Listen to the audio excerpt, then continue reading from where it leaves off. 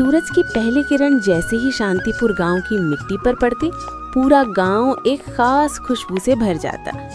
ये खुशबू किसी फूल की नहीं, बल्कि एक छोटे से ठेले पर पक रहे चिकन करी की थी। उस ठेले को चलाने वाला युवक था अखिलेश, लगभग 25 साल का, शांत, मेहनती और बेहद सरल स्वभाव का।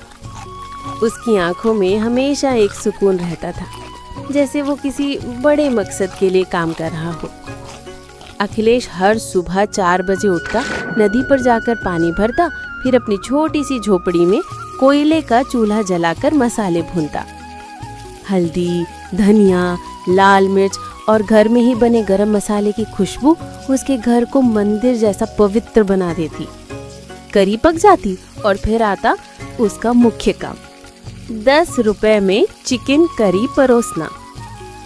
गांव में हर कोई हैरान था। ये लड़का इतनी बढ़िया चिकन करी सिर्फ 10 रुपए में कैसे दे देता है? हर दिन की तरह उस दिन भी सबसे पहले पहुँचे गोपाल काका, गांव के बुजुर्ग, जिनके चेहरे पर झुर्रियां थी लेकिन मन बच्चा जैसा था।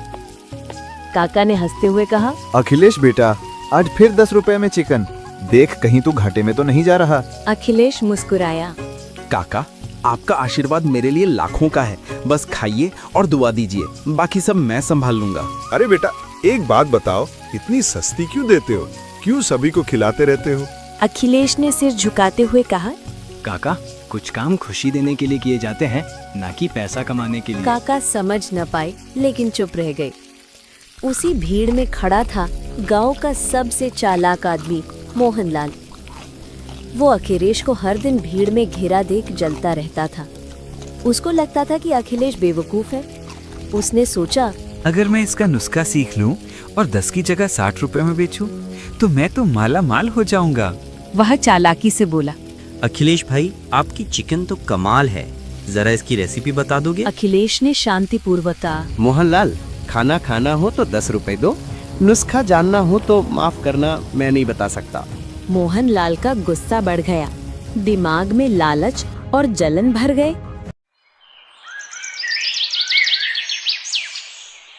अगले दिन गांव में एक अजनबी आदमी आया, सुरेश पांडे नाम का।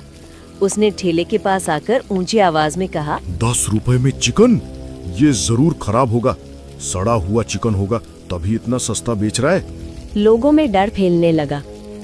कुछ ने कहा, सही कह रहा है भाई, इतनी सस्ती चिकन कौन देता है? कुछ ने कहा, कहीं ये पुराना खराब चिकन तो नहीं। अफवाहें आग की तरह फैल गई। अगले दिन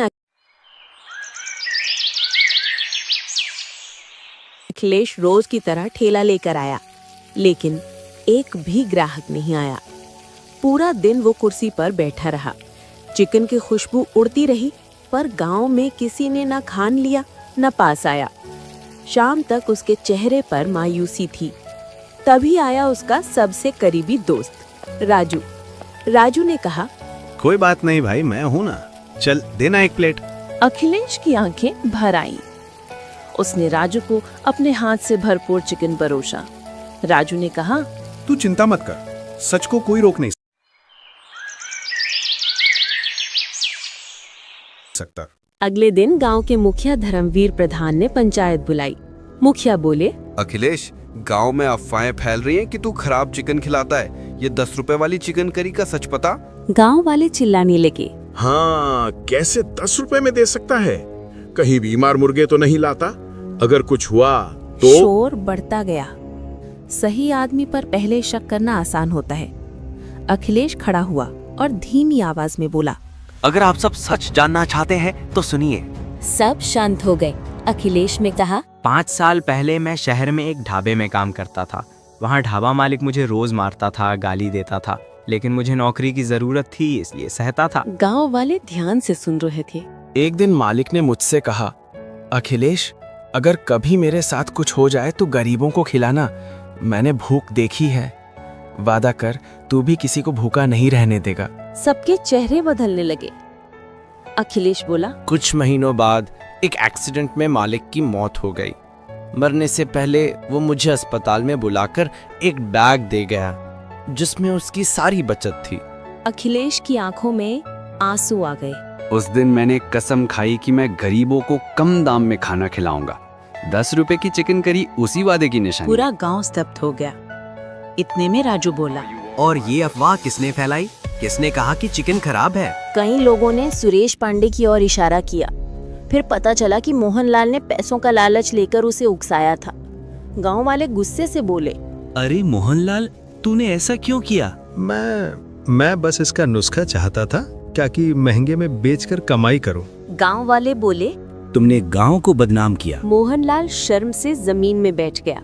पंचायत खत्म होते ही अखिलेश बोला, अगर आप सबको लगता है कि मैं गलत हूँ तो मैं शांतिपुर छोड़कर चला जाऊंगा। सब चौंक गए।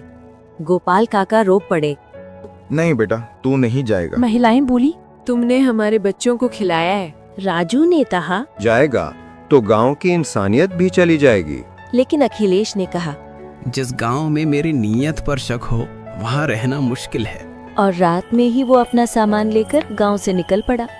अगले दिन गांव वालों ने जब ठेला खाली देखा, चूल्हा ठंडा देखा, तो पूरे गांव का दिल टूट गया। काका ने कहा, हमने सोने जैसा लड़का खो दिया। महिलाओं ने कहा, अब कौन हमारे बच्चों को 10 रुपए में खिलाएगा? और मोहनलाल तो फूट फूट कर रोने लगा। मेरी वजह से वो चला गया। दूसरी तरफ अखिलेश अगले गांव में पहुंच चुका था। उसने वहीं अपना छोटा सा ठेला लगाया और लोगों को खिलाना शुरू कर दिया। उसकी 10 रुपए वाली चिकन करी जल्द ही वहाँ भी मशहूर हो गई। लोग कहते, जो एक बार खाए वही बार बार आए। क्योंकि जो काम दिल से किया जाए उसकी खुशबू हर जगह फैल जाती है।